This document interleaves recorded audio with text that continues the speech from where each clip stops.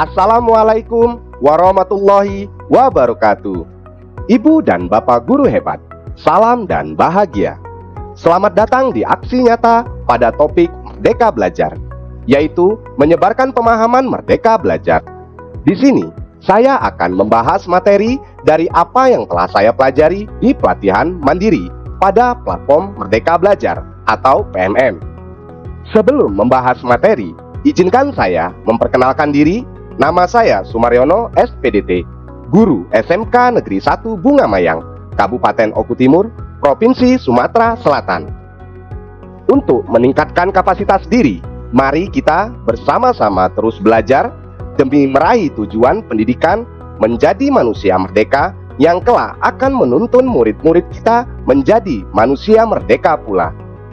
Ibu dan Bapak guru hebat, mengawali perjalanan kita aksi nyata pada topik Merdeka Belajar ini, diharapkan kita para guru hebat dapat, yaitu 1. Memahami gagasan dan prinsip pendidikan berdasarkan pemikiran Ki Hajar Dewantara. 2. Memahami dalam memfasilitasi murid agar tumbuh sesuai dengan kodratnya. Dan yang ketiga, yaitu menerapkan pembelajaran yang berpihak pada murid atau memerdekakan murid. Dalam aksi nyata Merdeka Belajar ini terdapat 5 modul yang dipelajari, yaitu modul yang pertama, yaitu mengenali dan memahami diri sebagai pendidik. Modul yang kedua, yaitu mendidik dan mengajar. Modul yang ketiga, yaitu mendampingi murid dengan utuh dan menyeluruh. Modul yang keempat, mendidik dan melatih kecerdasan budi pekerti. Modul yang kelima, yaitu pendidikan yang mengantarkan keselamatan dan kebahagiaan. Mengawali perjalanan kita di modul Merdeka Belajar ini, mari kita akan bersama-sama melakukan refleksi mengenali diri untuk lebih memahami peran sebagai pendidik berdasarkan pemikiran Ki Hajar Dewantara. Dalam modul yang pertama, mengenali dan memahami diri sebagai pendidik, terdapat 3 materi. Yang pertama, mengenali diri dan perannya sebagai pendidik. Yang kedua, apa peran saya sebagai guru. Dan yang ketiga, ingin menjadi guru seperti apa saya. Untuk mampu mengenali dan memahami diri sebagai pendidik, maka kita akan mempelajari satu persatu dari 3 materi tersebut. A. Mengenali diri dan perannya sebagai pendidik. Ibu dan Bapak guru hebat, dengan menjadi guru, hadir setiap hari untuk murid-murid, hadir untuk terus menambah kapasitas diri. Misalnya melalui media aksi nyata ini, kita telah menyadari kebutuhan untuk terus belajar secara mandiri. Apapun profesi yang kita jalani, kita memang perlu terus belajar. Begitupun kita sebagai pendidik atau guru, kita perlu terus belajar agar bisa menghantarkan murid-murid untuk berdaya dan menjadi manusia merdeka. Dengan kesadaran untuk terus belajar secara mandiri, kita telah mengatur diri sendiri. Nah, ini adalah bagian dari perjalanan kita menjadi manusia merdeka. Menurut Ki Hajar Dewantara, manusia merdeka adalah manusia yang hidupnya bersandar pada kekuatan sendiri, baik lahir maupun batin, tidak bergantung pada orang lain. Jika kita mengharapkan murid-murid kita kelak menjadi pribadi yang mandiri dan merdeka, tentunya penting untuk mereka mengenali diri berdaya untuk menentukan tujuan dan kebutuhan belajarnya yang relevan dan kontekstual terhadap diri sendiri dan lingkungannya. Sebagaimana disampaikan oleh Ki Hajar Dewantara, dalam dasar-dasar pendidikan, maksud pendidikan itu adalah menuntun segala kekuatan kodrat yang ada pada anak-anak agar mereka dapat mencapai keselamatan dan kebahagiaan yang setinggi-tingginya, baik sebagai manusia maupun sebagai anggota masyarakat. Salah satu langkah awal kita sebagai pendidik adalah bagaimana memaknai dan menghayati pribadi kita sebagai manusia yang merdeka untuk terus belajar murid-murid.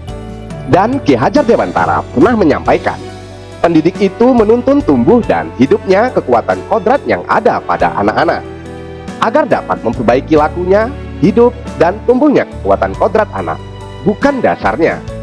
Mari refleksikan bersama apa peran kita sebagai pendidik untuk dapat menuntun kekuatan kodrat dari murid-murid kita. Bagaimana kita bisa menjaga hidup dan tumbuhnya kekuatan kodrat murid-murid kita belajar. Yang B, apa peran saya sebagai guru? Seorang pendidik sebenarnya sedang membentuk masyarakat, membentuk budaya masa depan melalui murid-muridnya. Ki Hajar Dewantara menyamakan mendidik dengan mendidik rakyat. Menurut Ki Hajar Dewantara, kehidupan kita saat ini adalah buah dari pendidikan yang kita terima saat kita masih anak-anak. Begitu pula dengan anak-anak yang saat ini belajar bersama kita, kelak akan menjadi bagian dari masyarakat di masa depan. Sejak merancang, memfasilitasi, hingga menilai proses pembelajaran, kita sebagai guru mesti hadir secara utuh. Setiap hal kecil yang kita sampaikan di kelas akan berkontribusi pada kecakapan hidup anak-anak saat dewasa. Semua yang kita rancang untuk disimak murid-murid mesti bertujuan. Sebab saat mengajar di dalam kelas, ibu dan bapak guru sebenarnya sedang membentuk masyarakat, membentuk budaya masa depan lewat murid-murid kita. Mari sama terus belajar demi meraih tujuan pendidikan, menjadi manusia merdeka yang kelak akan menuntun murid-murid menjadi manusia merdeka pula. Yang C yaitu ingin menjadi guru seperti apakah saya? Ibu dan bapak guru, mari kita ingat-ingat lagi seharian kita dalam mengajar di dalam kelas. Sudahkah kita menjadi seperti sosok guru yang kita kagumi? Apakah kita sudah berupaya menjadi guru seperti guru-guru yang pernah kita idolakan? Apakah kita sudah menjadi sosok guru yang menyenangkan untuk murid-murid kita? Sudahkah kita berusaha terus beradaptasi dengan perubahan yang ada, misalnya di zaman teknologi ini? Apakah kita sudah menciptakan proses pembelajaran yang sesuai dengan kebutuhan belajar murid?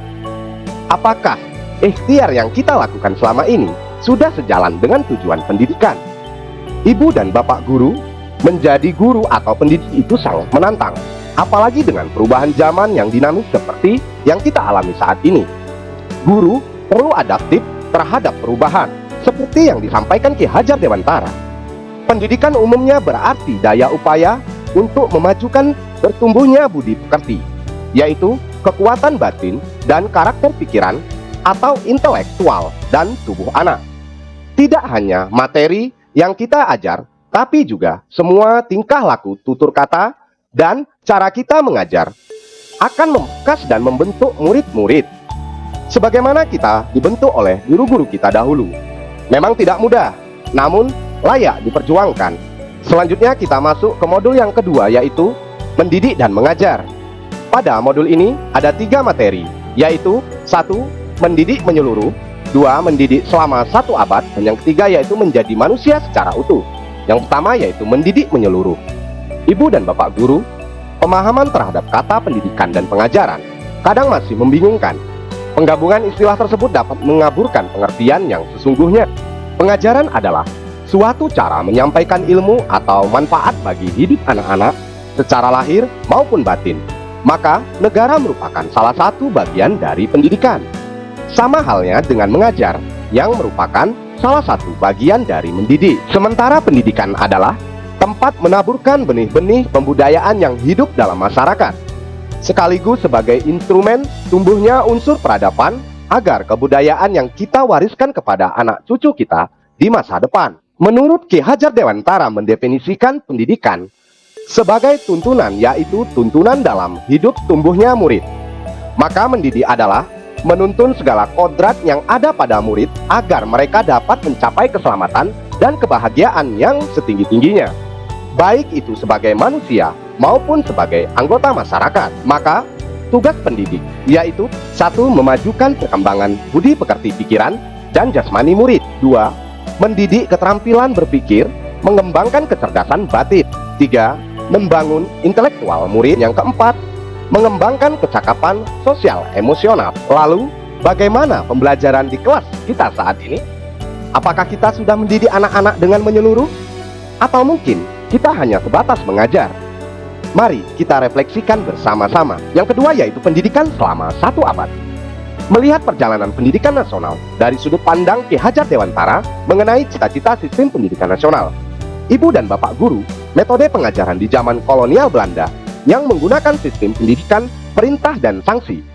Hal ini merupakan metode pengajaran di zaman kolonial Belanda yang tanpa sadar masuk ke dalam warisan. Cara guru-guru kita mendidik murid-muridnya, misalnya masih ditemukan kasus kekerasan pada murid di sekolah. Murid mendapat hukuman atau sanksi ketika mereka belum atau tidak mengerjakan perintah dari guru. Selain itu, ada pula sistem penilaian atau penghargaan yang terlalu berorientasi pada kecakapan kognitif.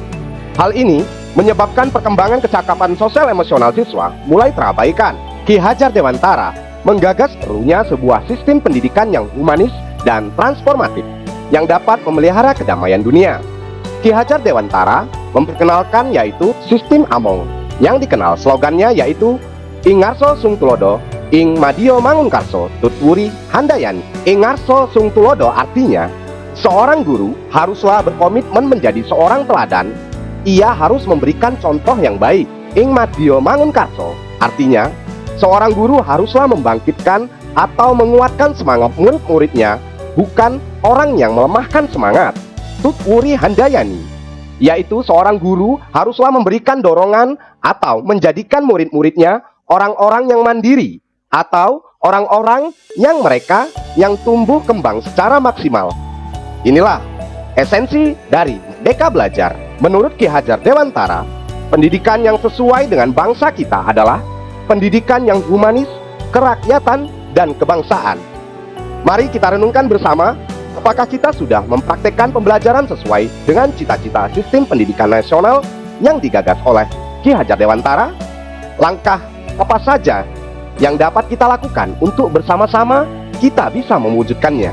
Berikutnya C, menjadi manusia secara utuh.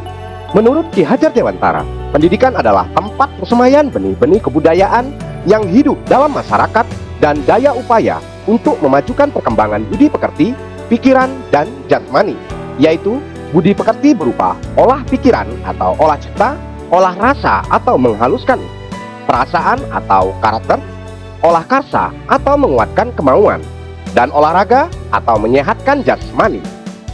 Keempat poin di atas adalah bentuk pendidikan yang utuh yang dapat menuntun bagaimana murid bertumbuh kembang secara baik, serta menjadikannya manusia yang merdeka yang tidak bergantung kepada orang lain. Pendidikan holistik dapat mengembangkan seluruh potensi siswa dan menuntun siswa menjadi manusia yang merdeka secara harmonis, meliputi potensi intelektual, emosional, fisik, sosial, estetika, dan spiritual. Nah, mari kita renungkan bersama, apakah kita sudah menjadikan murid-murid kita manusia yang seutuhnya? Apakah kita sudah membantu memberikan asupan kebutuhan lahir dan batin murid? Dan bagaimana cara kita mendampingi untuk mengasah keterampilan benalar mereka dengan sebaik-baiknya? Selanjutnya kita masuk ke modul yang ketiga, yaitu mendampingi murid dengan utuh dan menyeluruh. Dalam modul ini ada dua materi, yaitu A. Kodrat murid, terdiri dari kodrat keadaan, kodrat alam, dan kodrat zaman. Berikutnya B, yaitu azas trikon, yaitu terdiri dari kontinu, konvergen, dan konsentris. Berikut kodrat keadaan. Ki Hajar Dewantara mengatakan bahwa segala perubahan yang terjadi pada murid dihubungkan dengan kodrat keadaan, baik alam maupun zaman. Lalu, bagaimana cara kita menghubungkan dasar pendidikan murid dengan kodrat alam dan kodrat zaman? Kodrat alam adalah dasar pendidikan murid yang berkaitan dengan sifat dan bentuk lingkungan di mana mereka berada. Murid dengan kodrat alam perkotaan sejatinya dilihat sebagai bagian dari masyarakat perkotaan. Maka, pembelajaran yang diterima murid sebaiknya mampu membantu mendekatkannya dengan konteks atau kodrat alamiah. Kan sebaliknya, malah menjauhkannya. Misalnya, sekolah yang berada di lingkungan pantai dapat mengkontekstualkan proses pendidikannya sesuai dengan lingkungan pantai tempat murid tinggal, seperti menanam pohon bakau atau mencegah abrasi pantai. Sementara kodrat zaman adalah bagian dasar pendidikan murid yang berhubungan dengan isi dan irama, di mana isi dan irama pendidikan gerak dinamis sesuai dengan perkembangan zaman. Muatan pendidikan dan cara belajar dikala kita sebagai murid pasti berbeda dengan zaman saat ini. Pendidikan setelah masa kemerdekaan tentu juga berbeda dengan pendidikan pada abad ke-21. Maka kita pendidik bergegas beradaptasi terhadap kodrat zaman untuk membantu murid mencapai selamat dan bahagia. Pembelajaran kontekstual dan peran guru sebagai fasilitator sangat dibutuhkan murid, karena itu akan membantu mereka menguatkan kekuatan kodratnya. Dan Ki Hajar Dewantara mengingatkan bahwa pengaruh-pengaruh dari luar hendaknya tetap dipilah mana yang sesuai dengan kearifan lokal sosial budaya di Indonesia. Untuk mewujudkan semua, diperlukan prinsip-prinsip dalam melakukan perubahan. Ki Hajar Dewantara menyebutnya sebagai azas trikon, yaitu kontinu, konvergen, dan konsentris. Kontinu artinya pengembangan pembelajaran harus selalu berkesinambungan dan dilakukan secara terus-menerus dengan perencanaan yang baik. Konvergen artinya pengembangan pembelajaran bisa didapat dari banyak sumber luar. Dan konsentris artinya pengembangan pembelajaran harus selalu tetap berlandaskan pada kepribadian kita sendiri.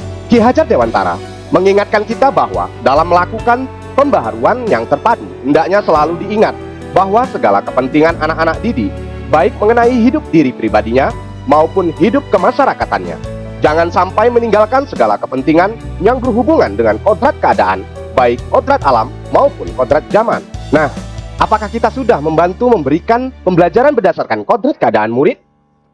Apa yang kita dapat lakukan sebagai pendidik agar kodrat keadaan murid dapat menuntun kekuatan dan potensi pada murid? Apakah kita sudah melihat murid sebagai individu yang utuh, bagian dari alam semesta? Apakah kita sudah peka dan mampu menemukan keunikan dari setiap murid kita? Apakah kita sudah memberikan tuntunan yang sesuai dengan keunikan murid kita? Dan yang paling penting, apakah pembelajaran yang kita rancang sesuai dengan kehendak murid dan mendekatkan murid dengan konteks kehidupan dan segala potensinya? Mari kita refleksikan bersama. Selanjutnya kita masuk ke modul yang keempat, yaitu mendidik dan melatih kecerdasan budi pekerti. Dalam modul ini ada dua materi, yaitu A. Menumbuhkan budi pekerti, B. Teori konvergensi dan pengaruh pendidikan budi pekerti. Kita dapat melihat perpaduan antara cipta atau kognitif dan rasa atau afektif sehingga menghasilkan karsa atau psikomotorik. Kita sebagai pendidik berperan membantu murid untuk menentukan kecerdasan budi pekerti dengan tuntunan dan teladan yang sesuai dengan kebutuhan murid. Dalam teori konvergensi, Ki Hajar Dewantara menjelaskan bahwa pendidikan itu berkewajiban dan kuasa menempelkan segala tulisan yang suram dan yang berisi baik agar kelak nampak sebagai budi pekerti yang baik. Ki Hajar Dewantara percaya bahwa kodrat manusia sebagai suatu kertas yang sudah terisi dengan ada tulisan-tulisannya, samar dan belum jelas arti dan maksudnya. Ki Hajar Dewantara juga menjelaskan bahwa keluarga merupakan tempat utama yang paling baik dalam melatih karakter anak atau murid.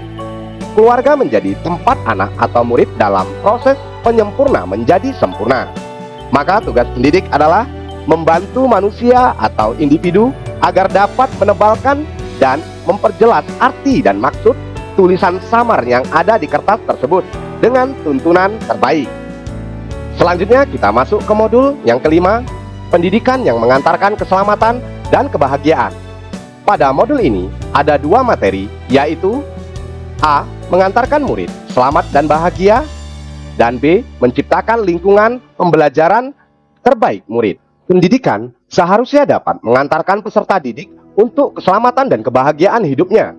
Pendidik tidak hanya mengajarkan materi pelajaran, tetapi mendorong murid untuk menemukan pemahaman bermakna yang relevan dengan kehidupannya. Dan bagaimana pendidikan untuk mengantarkan murid agar siap hidup dan memberikan kepercayaan kepada murid bahwa di masa depan mereka akan mampu mengisi zamannya, yaitu tidak cukup hanya hidup untuk kepentingan dirinya individualistik, tetapi juga berkontribusi untuk masyarakat dan lingkungan di mana ia berada bersama-sama mencapai keselamatan dan kebahagiaan. Fungsi pendidikan akan berjalan sesuai dengan apa yang dicita-citakan oleh Ki Hajar Dewantara jika kita sebagai pendidik memahami hal-hal sebagai berikut, yaitu setiap murid memiliki kodrat, kekuatan, dan potensi-potensi yang berbeda. Yang kedua, pendidikan hanyalah sebagai tuntunan. Yang ketiga, mendidik adalah menuntun murid untuk selamat dan bahagia. Yang keempat, pendidik tidak dapat berkehendak atas kodrat, kekuatan, atau potensi murid. Yang kelima, pendidik dapat memberikan daya upaya maksimal untuk mengembangkan akal budi pekerti murid. Dan yang keenam, pendidik membantu mengantarkan murid untuk merdeka atas dirinya sendiri, untuk kehidupan dan penghidupannya, memelihara dan menjaga bangsa dan alamnya.